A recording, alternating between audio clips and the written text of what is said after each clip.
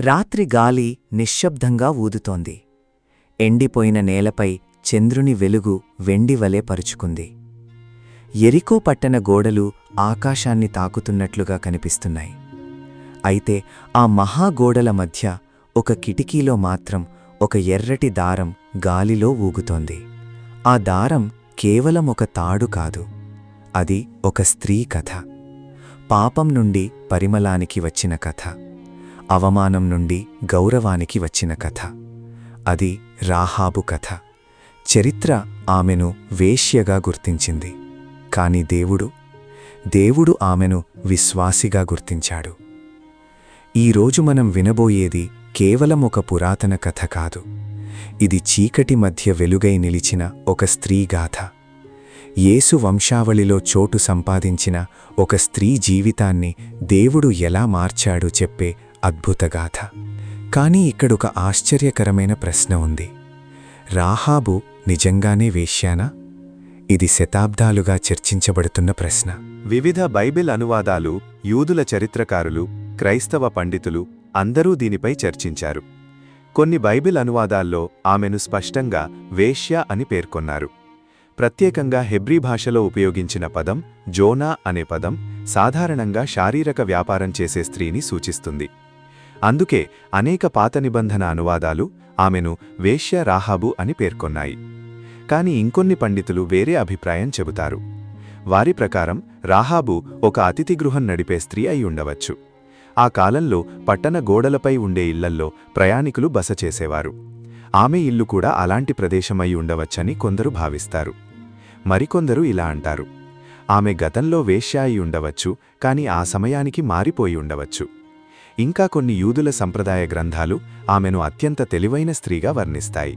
ఆమెకు రాజకుటుంబాలతో కూడా పరిచయాలు ఉన్నాయని కొన్ని వ్యాఖ్యానాలు చెబుతాయి. అయితే ఒక విషయం మాత్రం స్పష్టంగా ఉంది. బైబిల్ ఆమె గతాన్ని దాచలేదు. ఎందుకంటే దేవుడు మనిషి గతాన్ని దాచకుండా కూడా అతన్ని మహిమపరచగలడని చూపించడానికి.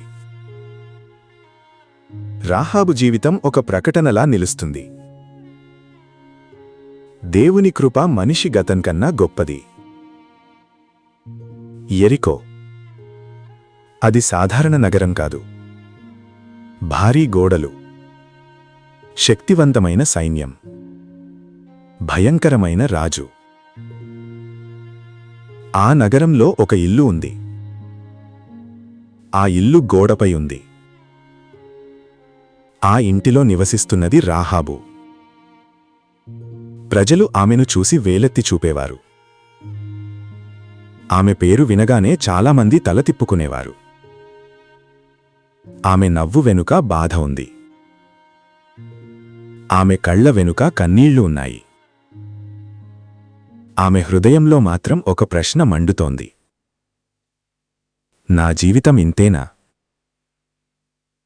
ఇక ఇశ్రాయేలీలు అరణ్యాన్ని దాటి కనాను దేశానికి చేరుకుంటున్నారు. మోషే తరువాత నాయకత్వం చేపట్టిన యెహోషువ తన ప్రజలను ముందుకు నడిపిస్తున్నాడు. వారి ముందున్న మొదటి పెద్ద అడ్డంకి యెరికో. ఆ గోడలను చూసి ఎవరికైనా భయం వేసేది. కాని దేవుడు ఇప్పటికే ఒక ప్రణాళిక సిద్ధం చేశాడు. ఆ ప్రణాళికలో ఒక రాజు లేదు, ఒక సైన్యాధికారి లేదు, ఒక ప్రవక్త కూడా లేదు, ఒక స్త్రీ ఉంది. యెహోషువ 2 గూఢచారులను యెరికోకు పంపాడు. వాళ్లు రహస్యంగా నగరంలోకి ప్రవేశించారు. చీకటి వీధుల మధ్య నడుస్తూ చివరకు రాహాబు ఇంటికి చేరుకున్నారు. ఎందుకు ఆమె ఇల్లు? ఎందుకంటే దేవుడు ఎంచుకున్న ప్రదేశం అదే. ఆ 2 మనుష్యులు అక్కడికి వచ్చిన విషయం త్వరగా రాజుకు తెలిసిపోయింది. యెరికో రాజు కోపంతో ఉప్పొంగిపోయాడు. ఆ మనుష్యులను బయటకు పంపు అని ఆజ్ఞ ఇచ్చాడు.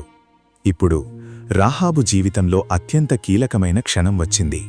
ఆమె ఏం చెయ్యాలి? రాజుమాట వినాలా, లేక తెలియని దేవుని ప్రజలను రక్షించాలా? ఆమె గుండె బలంగా కొట్టుకుంటోంది. బయట సైనికుల అరుపులు వినిపిస్తున్నాయి. అయితే ఆ క్షణంలో రాహాబ్ ఒక నిర్ణయం తీసుకుంది. ఆమె ఆ 2 గూఢచారులను ఇంటి పైకప్పుపై దాచింది. అక్కడ ఆరబెట్టిన అవిసకట్టల మధ్య వాళ్లను కప్పిపుచ్చింది. తరువాత రాజు మనుష్యుల దగ్గరకు వెళ్ళి ఇలా చెప్పింది, వాళ్ళిప్పటికే వెళ్ళిపోయారు, త్వరగా వెంబడిస్తే పట్టుకోవచ్చు. సైనికులు వెంటనే పరుగెట్టారు. నగర ద్వారాలు మూసివేయబడ్డాయి. ఇప్పుడు ఇంట్లో నిశ్శబ్దం. రాహాబ్ పైకప్పు పైకి వెళ్ళింది. అక్కడ దాగియున్న ఆ ఇద్దరు గూఢచారులను చూసి ఇలా చెప్పింది, మీ దేవుడు నిజమైన దేవుడని నాకు తెలుసు. ఆ మాటలు సాధారణమైనవి కావు. ఆమె ఇశ్రాయేలీయుల గురించి విన్నది. ఎర్ర సముద్రం చీలిపోయిన విషయం విన్నది. అరణ్యంలో దేవుడు చేసిన అద్భుతాలు విన్నది. యెరికో ప్రజలందరూ భయంతో వణికిపోయారు. కాని రాహాబు మాత్రం భయంతో మాత్రమే కాదు, విశ్వాసంతో స్పందించింది. ఆమె ఇలా అంది, దయచేసి నా కుటుంబాన్ని రక్షించండి. ఆ ఇద్దరు గూఢాచారులు ఒక ఒప్పందం చేశారు. నువ్వు మమ్మల్ని కాపాడినందుకు మేము నిన్ను కాపాడతాం. కాని ఒక గుర్తుండాలి. అప్పుడు వాళ్ళు ఒక ఎర్రటి దారాన్ని ఇచ్చారు. ఈ దారాన్ని నీ కిటికీకి కట్టు. మేము నగరంపై దాడి చేసినప్పుడు ఈ దారం కనిపించే ఇంటిలో ఉన్నవాళ్లు రక్షించబడతారు. ఆమె కళ్లలో ఆశ మెరిసింది. ఆ ఎర్రటి దారం, అది కేవలం గుర్తు కాదు, అది రక్షణకు సంకేతం, రక్తానికి ప్రతీక. రాహాబు ఆ ఇద్దర్నీ కిటికీ ద్వారా తాడుతో కిందికి దింపింది. ఎందుకంటే ఆమె ఇల్లు నగర గోడపై ఉండేది. ఆ రాత్రి గాలి వేగంగా వీచింది. ఆ ఇద్దరూ గూఢాచారులు చీకటిలో అదృశ్యమయ్యారు. కొన్ని రోజుల తర్వాత యెరికో నగరం ఉద్రిక్తతతో నిండిపోయింది.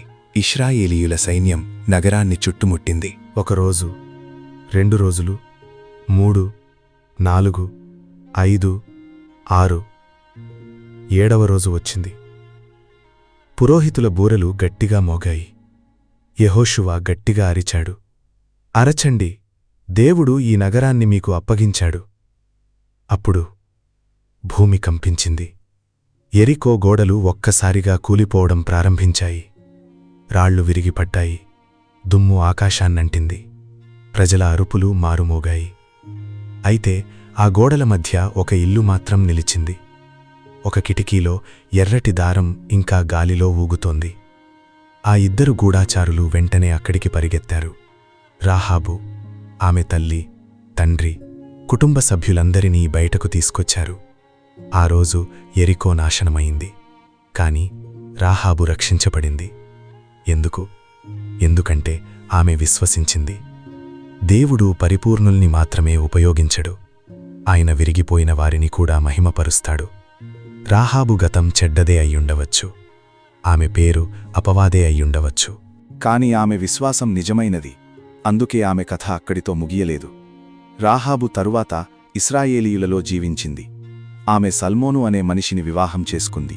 వాళ్లకు బోయజు జన్మించాడు. అదే బోయజు తరువాత రూతును వివాహం చేసుకున్నాడు. అక్కడి నుండి ఓబేదు, యెస్సే, దావీదు రాజు, తరతరాల తరువాత యేసుక్రీస్తు. ఒక్కసారి ఆలోచించండి. ప్రజలు అసహించుకున్న ఒక స్త్రీ పేరు యేసు వంశావళిలో రాయబడింది. ఇది కేవలం చరిత్ర కాదు, ఇది కృప యొక్క శక్తి.